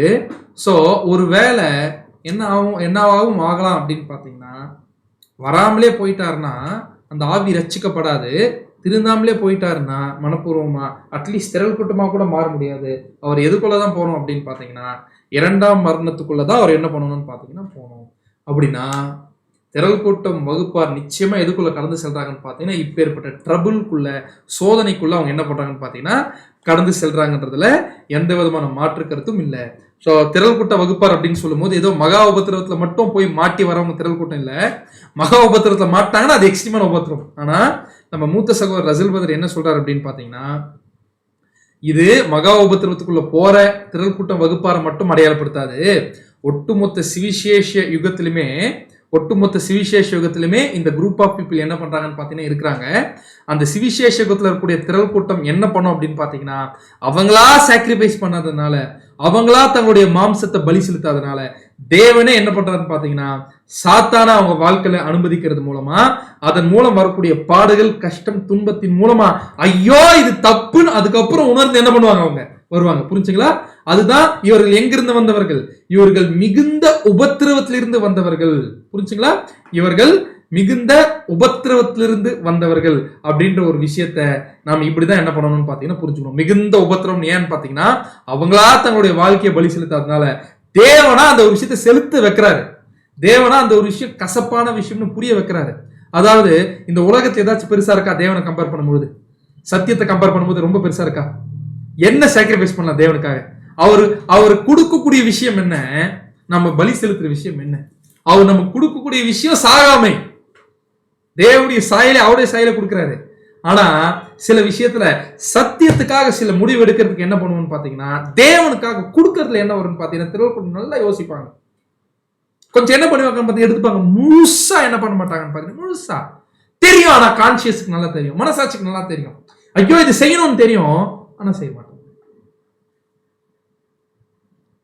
அப்படி அவங்க ஏதோ ஒரு விஷயத்துக்காக செய்ய மாட்டாங்களா? உதாரணத்துக்கு சொல்றாங்க, உதாரணத்துக்கு சில எக்ஸாம்பிள்ஸ் எப்படி எடுத்துக்கலாம்னு பாத்தீங்கன்னா, நேரில் இருந்தோம்னா உங்ககிட்ட இருந்து கேட்ட எக்ஸாம்பிள் கேட்டிருக்கலாம். பட் லைவ்ன்றதுனால சில எக்ஸாம்பிள்ஸ் யோசிச்சு பார்க்கும்போது எக்ஸாம்பிள் ஒர்க் எடுத்துக்கலாம். ஒரு வேலைக்கு நம்ம என்ன பண்ணுவோம்னு பார்த்தீங்கன்னா, திடீர்னு ஒரு பெரிய ஆஃபர் வருதுன்னு, ரொம்ப பெரிய ஆஃபர் வருதுன்னு,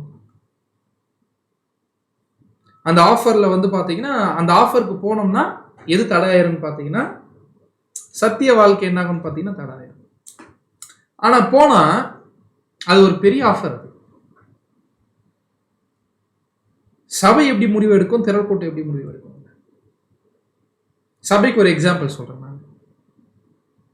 லூக் அவர் டாக்டர்னு வச்சுக்கணும், பயங்கரமான ஒரு ஆஃபர் வருது, சரியான ஒரு ஆஃபர் வந்துருச்சு. அந்த காலத்துல அப்படி திங்க் பண்ணி பார்க்கலாம். ரொம்ப உலகத்திலேயே ஒரு பெரிய டாக்டருக்கு ஒரு ஆஃபர், ஒரே ஒரு சின்ன விஷயம் அவர் செய்யணும், ஒருவேளை பவுல் கூட டிராவல் பண்றதுக்காக அதை மட்டும் விட்டு போயிடணும், அவ்வளவுதான். ஆனா அவர் எங்க கூட போலாம், ஒருவேளை போய் ஜெருசலேம்ல கூட ஒரு சபை இருக்கும், அங்க கூட சபையில் இருக்கலாம் அவர், ஆனா அங்க விட்டு போகணும். என்ன பண்ணலாம் அந்த இடத்துல? அப்படின்னா என்ன எடுத்திருப்பார் லூக்? ஒரு ஒரு ஒரு ஒரு ஒரு மைண்ட்ல கூட என்ன இருக்காதுன்னு பார்த்துருக்குன்னா நிச்சயமா என்ன பண்ணியிருக்காதுங்க, அது போயிருக்காது. திரள் கூட்டம் வகுப்பார் என்ன பண்ணியிருப்பாங்க, நிச்சயமா அது எடுத்திருப்பாங்க. அதை எடுத்துட்டு எந்த முடிவு, வேலைதான் அப்படின்னு ஒரு முடிவு எடுத்துட்டு போகும்பொழுது திடீர்னு என்ன ஆகும் அப்படின்னு பார்த்தீங்கன்னா, அந்த இடத்துல போய் சேர்ற கம்பெனியே என்ன ஆயிடலாம், லாஸ் ஆயிடுச்சுன்னா என்ன ஆகும்?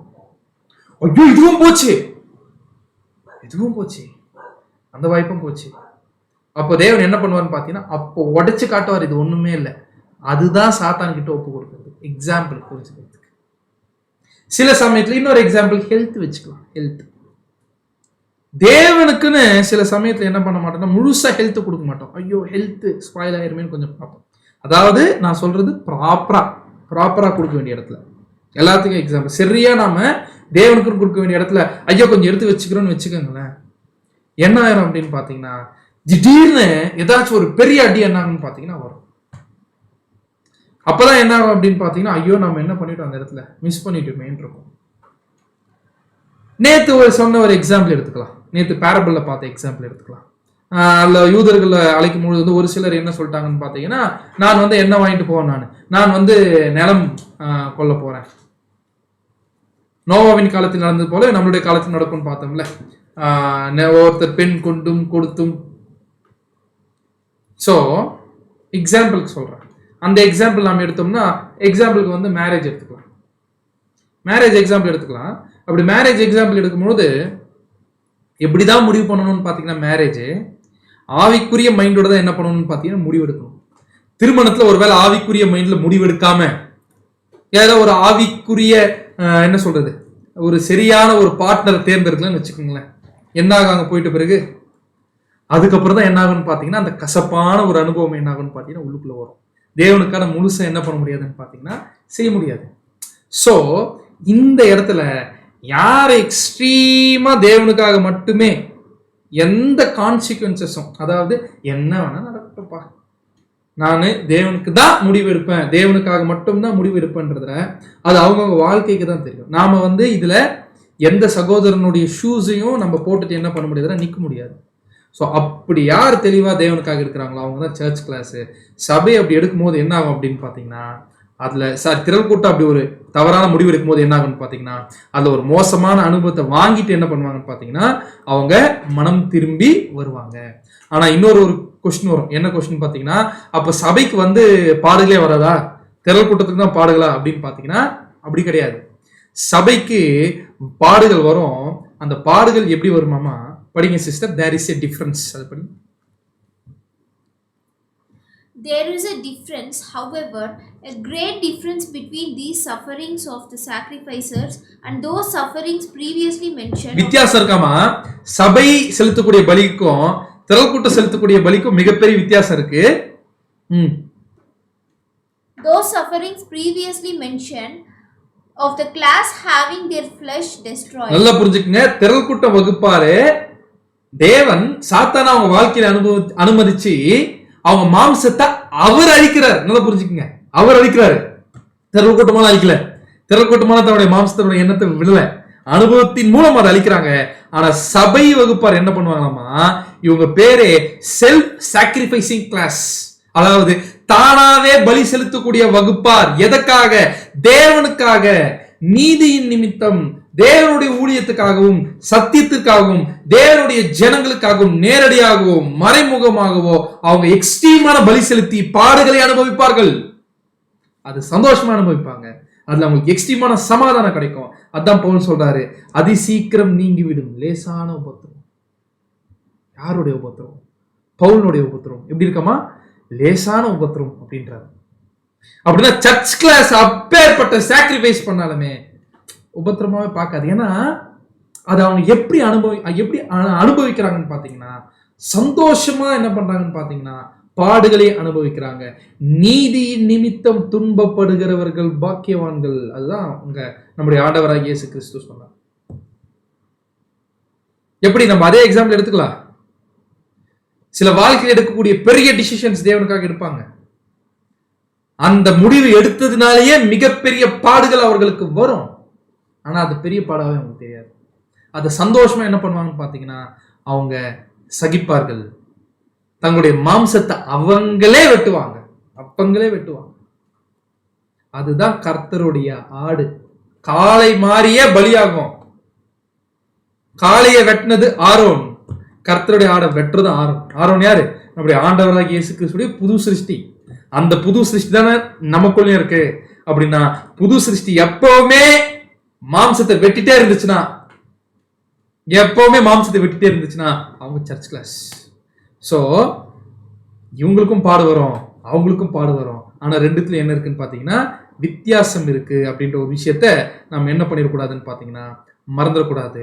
ஸோ ஆனா திரள் கூட்டத்துக்கு வரக்கூடிய பாடுகள்ல சந்தோஷம் இருக்காது, ஒரு சமாதானம் இருக்காது, கஷ்டம் தான். அப்படியே என்ன ஆகும்னு பாத்தீங்கன்னா அவங்களுக்குள்ள பயங்கரமா என்ன ஆகும்னு பாத்தீங்கன்னா கஷ்டமாகும். ஏன் அப்படின்னு பாத்தீங்கன்னா அவங்க போட்ட உடன்படிக்கை அவங்க சரியா என்ன பண்ணலன்னு பாத்தீங்கன்னா ஃபாலோ பண்ணாததுனால அந்த உபத்திரம் அவங்களுக்கு பயங்கரமான வலியை என்ன பண்ணுன்னு பாத்தீங்கன்னா ஏற்படுத்தும் என்பதுல மாற்று கருத்தே இல்லை.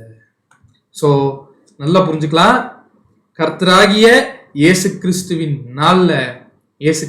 நாள்ல இப்பேற்பட்ட வகுப்பார் தான் என்னவா வரப்போறாங்க அப்படின்னு பாத்தீங்கன்னா திரள் கூட்டமா வரப்போறாங்கன்றதுல எந்த விதமான மாற்று கருத்தும் கிடையாது. இதுல நாம் என்ன புரிஞ்சுக்கலாம்னு பாத்தீங்கன்னா, நாமளா வெட்டலாமா இல்ல தேவனை வெட்ட வைக்கலாமா? நம்ம மாம்சத்தை நாமளா பலி செலுத்துறோம் தான் சொல்லிட்டு வந்தோம். நம்மளுடைய உடன்படிக்கையே அதுதான். அப்படின்னா வாழ்க்கையில சின்ன விஷயத்துல கூட எதற்கு முக்கியத்துவம் கொடுக்குறோன்றத தேவன் என்ன பண்ணுவார்னு பாத்தீங்கன்னா கணக்கு வைப்பார், சின்ன விஷயத்துல. ஸோ அது எல்லாமே பார்த்து அந்த சின்ன விஷயத்துல கூட புது சிருஷ்டியோட சிந்தையை தான் நாம் என்ன பண்ணணும்னு பார்த்தீங்கன்னா வாழ்க்கையில செயல்படுத்தணுமே தவிர்த்து எந்த விஷயம் கொஞ்சம் கூட வந்துடக்கூடாதுன்னு பார்த்தீங்கன்னா மாம்சம் கொஞ்சம் கூட எட்டி பார்த்துடக்கூடாது. ஒருவேளை எட்டி பார்த்துச்சுன்னா தேவன் எதை அனுமதிச்சிருவாருன்னு பார்த்தீங்கன்னா சாத்தான் அனுமதிச்சிட்டாருன்னா மோசமான அனுபவங்கள் வரும். அது ரொம்ப வலியை கொடுக்கும், சமாதானம் இருக்காது அதில். ஏன்னு பார்த்தீங்கன்னா நமக்கே தெரியும் அந்த அனுபவத்தை நம்ம தேவனுக்கு கீழ்ப்படியாமல் போனதுனால தான் வாங்கணும். அப்போ நம்ம மனசாட்சி நம்மளே என்ன பண்ணணும்னு பார்த்தீங்கன்னா குத்தம். அப்பேற்பட்ட வாழ்க்கையில நம்ம வாழ்ந்தோம்னா ஜெயம் கொள்ளுகிறவர்களாம் மாற முடியாது. எந்த வகுப்பாராக தான் நம்மளால போக முடியும்னு பார்த்தீங்கன்னா எந்த வகுப்பாராக தான் போக முடியும்? நம்மளால திரள் கூட்ட வகுப்பாராக தான் போக முடியுமே தவிர்த்து எங்க போக முடியாதுன்னு பார்த்தீங்கன்னா சபை வகுப்பாரா நம்மளால நிச்சயமா என்ன பண்ண முடியாதுன்னு பார்த்தீங்கன்னா போக முடியாது. ஸோ அப்படின்னா அன்புக்குரிய சகோதர சகோதரிகளே, அங்க அந்த சகோதரன் ஒரு மோசமான அனுபவத்துக்குள்ள போய் திரும்பி வந்துட்டார். ஆனா ஒருவேளை திரும்பி வராமலே போயிருந்தா செகண்ட் டெத்து கூட என்ன போயிருக்கலாம். இப்பேற்பட்ட ஒரு வாழ்க்கையை வாழ்றதுக்காக தேவன் நம்ம அழிச்சிருக்காரு. இப்பேற்பட்ட கேவலமான பாவத்துக்குள்ள போறதுக்கு அழிச்சிருக்கிறார். மாம்ச பிரகாரமான வாழ்க்கைக்காக நம்ம அழிச்சிருக்காரு. என்ன சாதிக்க போறோம்? என்ன பெருசா நம்ம சாதிக்க போறோம்? யோசிச்சு பாருங்க, என்ன பெருசா சாதிக்க போறோம்? எக்ஸாம்பிளுக்கு சொல்றேன் நானு, இந்த ஒரு விஷயத்த புரிஞ்சுக்கிறதுக்காக. இந்த பாவத்தெல்லாம் நம்மளால என்ன பண்ண முடியாது, கம்பேர் கூட யோசிச்சு கூட பார்க்க முடியாது. சபை வகுப்பாருனால உலகத்தின் மீது ஆசை வச்சு என்ன பண்ண போறோம்? உறவுகள் மீது தேவனை விட ஆசை வச்சு என்ன பண்ண போறோம்? என்ன எக்ஸாம்பிள் வச்சுக்கலாம். தேவனுக்குன்னு ஒரு வாழ்க்கையை வாழ்றோம்னு வந்துட்டோம்னா அப்போஸ்டல்ஸ் மாதிரி ஒரு லைஃப் இருக்கும். அதாவது சில சொல்லுவாங்க லெஜெண்ட்ஸ் அப்படின்னு சொல்லுவாங்க. லெஜெண்ட்ஸ் அப்படின்னா போற்றப்படக்கூடிய மாபெரும் வீரர்கள் அப்படின்னு கூட எடுத்துக்கலாம் தமிழ்ல. பைபிள்ல லெஜெண்ட்ஸ், பழைய ஏற்பாட்டில் லெஜெண்ட் அப்படின்னு யாரும் சொல்லுவாங்க? Abraham, Isaac, Jacob, David. ஏன் லெஜெண்ட்? வாழ்க்கை லெஜெண்டரியா இருக்கு. அதே மாதிரி சபை சர்ச் ஹிஸ்டரியில லெஜெண்ட்ஸ் இருக்கிறாங்களா?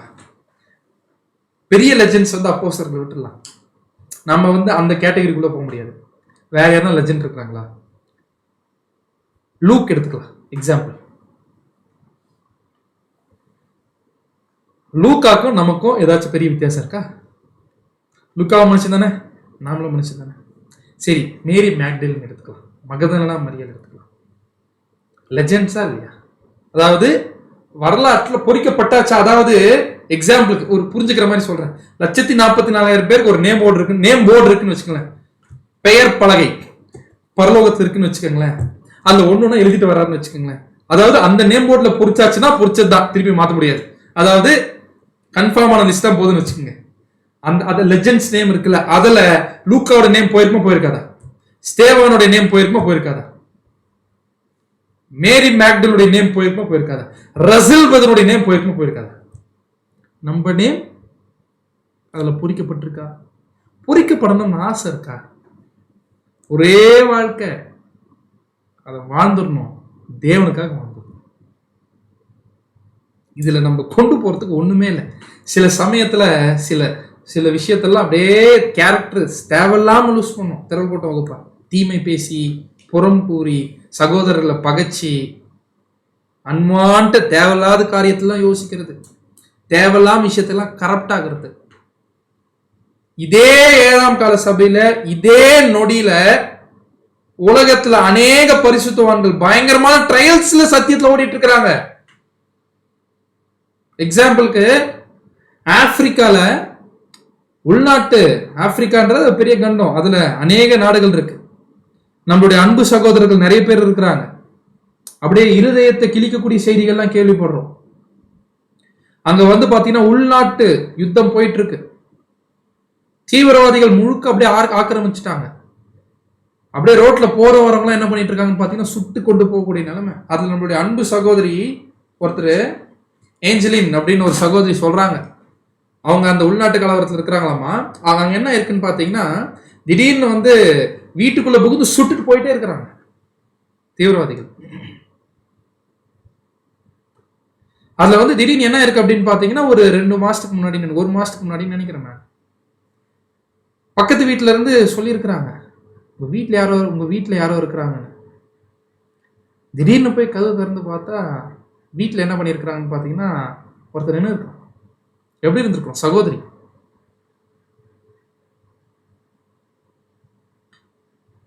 ஹாய் சொல்லு அப்படின்னு இருக்கான், பேசுன்னு இருக்கான்.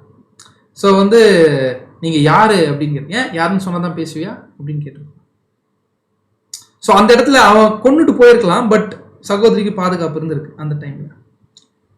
இன்னைக்கு சொல்றாங்க, என்ன சொல்றாங்கன்னு பாத்தீங்கன்னா, அந்த சகோதரனுடைய பையனை வந்து அரெஸ்ட் பண்ணி பிடிச்சிட்டு போயிட்டு இருக்காங்க. மீட்டு கொண்டு வரதுக்காக போயிருக்கிறாங்க. சகோதரி கிட்ட என்ன பண்ணிருக்கிறாங்கன்னு பாத்தீங்கன்னா, சகோதரனுடைய ஹெட்ல, தலையில ஷூட் பண்றதுக்கு கன், துப்பாக்கி என்ன பண்ணிருக்காங்கன்னு பாத்தீங்கன்னா வச்சிட்டு இருக்காங்க. கொஞ்சம் என்ன பண்ணிருக்காங்கன்னு பாத்தீங்கன்னா, ஷார்ட் பண்ணிருந்தா எகிரி இருக்கும். அப்படி வச்சிருக்கான் சுடுறதுக்கு. என்ன யோசிச்சான்னு தெரியல, எடுத்துட்டு இருக்கோம். சகோதரி நீங்க சொல்றாங்க, பேசும்பொழுது என்ன சொல்றாங்கன்னு பாத்தீங்கன்னா, என் டைம் இன்னும் வரல, கொஞ்சம் திங்க் பண்ணலாம், இதெல்லாம் கிறிஸ்து சொன்ன வார்த்தை. பிலாத்து கிட்ட சொன்னாங்க இல்லையா, தேவனுடைய அனுமதி இல்லாம எதுவுமே நடக்காது. இதுல சந்தோஷமா பாட்டு பாடுறாங்க, மீட்டிங்ல பாட்டு பாடுறாங்க சகோதரி. ஆச்சரியமா இருக்கு. அப்படியே கொஞ்சம் திங்க் பண்ணி பாருங்களேன். இதுல ட்ரூத்ல ஓடிட்டு இருக்கிறாங்க. சில முடிவு எடுக்கிறதுக்கெல்லாம் ரொம்ப கஷ்டப்படுவோம். ஐயோ, சொந்தங்களை விட்டு வரணுமா, அவங்க என்ன நினைச்சுப்பாங்க, இவங்க என்ன நினைச்சுப்பாங்க. சில சமயத்துல தீமை பேசுறது, தீமையை கற்பனை பண்றது, மட்டமான ட்ரையல்ஸுக்கெல்லாம் என்ன பண்றதுன்னு பாத்தீங்கன்னா, மட்டமான சோதனையெல்லாம் ரொம்ப பெருசா பேசுறது, பெருசா நினைக்கிறது, சத்தியத்துக்கு கீழ்ப்படியாம என்னென்னவோ பேசுறது. ஏன் தெரியுங்களா? இந்த விஷயம்லாம் சொபிஸ்டிகேட்டடா இருக்கும்.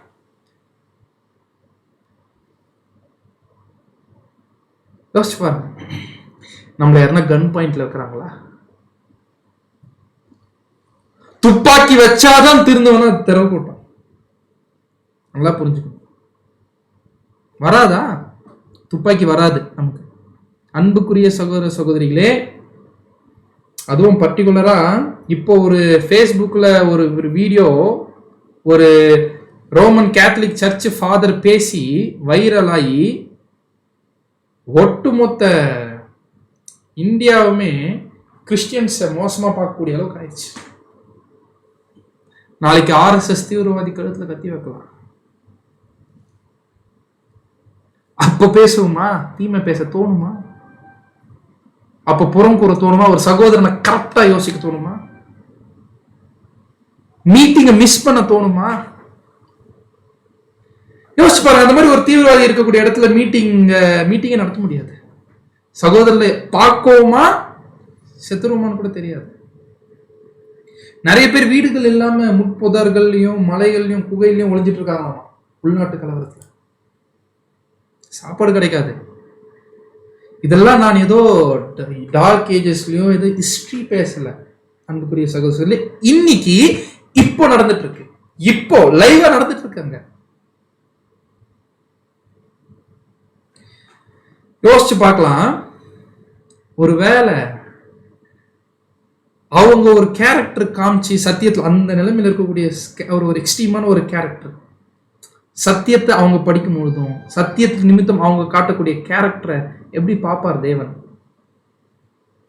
எப்பேற்பட்ட ஆசீர்வாதம் கொடுத்திருக்காரு நமக்கு. யோசிச்சு பாருங்க. என்ன இல்லை நமக்கு, என்ன இல்லை தேவனுக்கு கீழ்ப்படிதல, என்ன இல்லை இதுல. இவ்வளவு சத்தியம் தெரிஞ்சுக்கிட்டு இவ்வளவு ஆசீர்வாதமான சூழ்நிலையை வாங்கிட்டு பாவம் யோசிச்சு பார்க்க முடியுதா? பாவம் செய்யலாமா? பாவம் ஃபர்ஸ்ட் பாவத்துக்கு வரலாம். பாவம் யோசிச்சு பார்க்க முடியுமா? தீமையை பேச முடியுமா? வாய் வருமா? கோவம் வருமா? பொறுமையை எழுப்புமா? வேற விஷயத்துக்கு டைம் ஸ்பெண்ட் பண்ண தோணுமா? தோணுச்சுன்னா அது உண்மையாவே சர்ச் கிளாஸ் கிடையாது. நாம எந்த நிலைமையில இருக்கணும் டிசிஷன் எடுத்துக்கலாம். வாழ்க்கையை எப்படி வாழணும்னா, இன்னைக்குதான் வாழ்க்கையில கடைசி நாள்ல எப்படி ஒரு டிசிஷன் எடுக்கும். சபையா ஓடுறது எவ்வளவு ஒரு ஜீல் காட்டுவோம், அந்த மாதிரி ஒவ்வொரு நாளும் நம்ம என்ன பண்ணணும்னு பாத்தீங்கன்னா காட்டணும். நம்மள திருத்த வைக்கிறதுக்காக, திருந்தறதுக்காக ஒரு விஷயத்த அனுபவத்தை கொடுத்து, அதுக்கப்புறம் ஐயோ இதுதான் மாம்சமா, நான் மாம்சத்துல தவறிட்டேன்னு புரிஞ்சுக்கிட்டு, அதுவா ட்ரூத்து. நம்மளுடைய கண் எப்படி திறந்திருக்கிறார்? எப்படி இருந்தோம்? குருடனா இருந்தோம், ஞாபகம் இருக்குங்களா? அப்படியே கொஞ்சம் திங்க் பண்ணி பார்க்கலாம். ஒரு குருடனுடைய லைஃப் தான் நம்மளுடைய லைஃப். அப்படியே குருட்டுத்தனமா சுத்திட்டு இருந்தோம். திடீர்னு நம்ம வாழ்க்கையில யார் வந்தார்? தேவனும் கிறிஸ்துவும் வந்தார். தேவன் அனுப்புனார் இயேசு கிறிஸ்துவ. அங்க அந்த குருடனுடைய கண்ணை நம்முடைய ஆண்டவராகிய இயேசு கிறிஸ்து ஹீல் பண்ணியிருப்பார்ல முதலாம் வருகையில். அப்படி ஹீல் பண்ணும்போது அந்த ஃபர்ஸ்ட் டைம் பார்க்கும்போது எப்படி இருந்திருக்கும் கிறிஸ்துவ? அந்த மாதிரி தான் முதல் நம்ம கண் அப்படியே திறந்து பிரம்மாண்டமான வெளிச்சத்தை காண்பிச்சார். பிரகாசிக்கப்பட்டோம். யாருக்குமே கிடைக்காத வாய்ப்பு. ஆனாலும் தேவன் சுயாதீனத்தை கொடுத்திருக்கிறார். நம்ம படிக்கிற இந்த வசனம்லாம் நமக்கு பொருந்தவே கூடாது. கர்த்தராகிய இயேசு கிறிஸ்துவின் நாளிலே அவனை மாம்சத்தின் அழிவுக்காக சாத்தானுக்கு ஒப்பு கொடுங்கள், அப்போ ஒரு வேலை திரும்பி வருவான். அது அன்புல செய்யறாரு, அதுக்காக அழைக்கப்பட்டிருக்கோம். சாத்தான் கிட்ட ஒப்பு கொடுக்கறதுக்கு அழைக்கப்பட்டிருக்கோம். உன்னதமானவர்களுடைய மறைவினிடத்துல வாசம் பண்ணக்கூடிய ஒரு ஸ்லாக்கியம் யாருக்கு இருக்கு? நமக்கு இருக்கு. அதுல தேவனுக்குனே தத்தம் செய்யப்பட்ட ஆசாரியர்கள், பிரீஸ்ட், நம்ம பிரீஸ்ட்லி கிளாஸ். நமக்கு வேலையே ஆசாரிக்க கூடாதுன்னா, நமக்கும் பாளையத்துக்கும் சம்மந்தமே கிடையாது.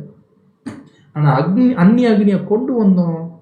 பழைய ஏற்பாட்டில் ஆசாரியர்கள் தவறு செஞ்ச என்ன பனிஷ்மெண்ட்னு தெரியும், நமக்கு மைண்ட்ல வச்சுக்கலாம். ஸோ அதனால இப்படி ஒரு தவறுக்குள்ளேயோ இல்லை உலக பிரகாரமான வாழ்க்கைக்குள்ள போனோம்னா திரள் கூட்ட வகுப்பாரா போயிடுவோம். மோசமா போயினா 2ஆம் மரணம், அந்த மாற்றுக்கத்து இல்லை. ஆனா அதுக்காக தேவன் என்ன பண்ணல, நம்மள அழைக்கலன்றதை நம்ம என்ன பண்ணிக்கலாம், மைண்ட்ல வச்சுக்கிட்டு அடுத்து ஒரு முக்கியமான ஒரு வசனத்தை என்ன பண்றாருன்னா கோட் பண்றாரு. 1 கொரிந்தியர் 5ஆம் அதிகாரம் 6ஆம் வசனத்துல, நீங்கள் மேன்மை பாராட்டுகிறது நல்லதல்ல, கொஞ்சம் புளித்தமா பிசைந்தமா முழுவதையும் புளிப்பாக்கும் என்று அறியீர்களா அப்படின்னு கேட்கிறார். கொஞ்சம் புளித்தமா பிசைந்தமா முழுவதும் புளிப்பாக்கும் என்று அறியீர்களா அப்படின்னு என்ன பண்றாருன்னு பாத்தீங்கன்னா, அப்படியே இந்த ஒரு விஷயத்த புளித்த மாவு கூட என்ன பண்றாருன்னு பாத்தீங்கன்னா கம்பேர் பண்றாரு. ஏன் புளித்த மாவு கூட கம்பேர் பண்றாருன்னு பாத்தீங்கன்னா, பழைய ஏற்பாட்டுல ஒரு மிகப்பெரிய ஒரு நிழல் எடுத்து மிகப்பெரிய ஒரு லெசன் என்ன பண்ண போறாருன்னு பாத்தீங்கன்னா அப்போஸ்தலனாகிய பவுல் சொல்ல போறாரு. இந்த சம்பவத்தை அருமை என்ன பண்றாருன்னு பாத்தீங்கன்னா, பழைய ஏற்பாட்டுல இருக்கக்கூடிய ஒரு மிகப்பெரிய ஒரு நிழலை ப்ரூவ் பண்றதுக்காக, அதன் மூலம் ஒரு மிகப்பெரிய ஒரு ஆவிக்குரிய பாடத்தை நாம புரிஞ்சுக்கிறதுக்காக அப்போஸ்தலனாகிய பவுல் என்ன பண்றாருன்னு பாத்தீங்கன்னா இந்த வார்த்தையை பயன்படுத்துறார். கொஞ்சம் புளித்தமா பிசைந்தமா முழுவதையும் புளிப்பாக்கும் என்று அறியீர்களா? தெரியாதா அப்படின்னு என்ன பண்றாரு பாத்தீங்கன்னா கொஸ்டின் வைக்கிறாரு. அப்படின்னா எப்பேற்பட்ட ஒரு விஷயத்த சொல்ல வர போறான்றத தேவனுக்கு சித்தமா இருந்தா நாம் வரக்கூடிய வாரத்தில் பார்க்கலாம். தேவன் தாமே நம் அனைவரையும் ஆசீர்வதிப்பாராக. ஆமென்.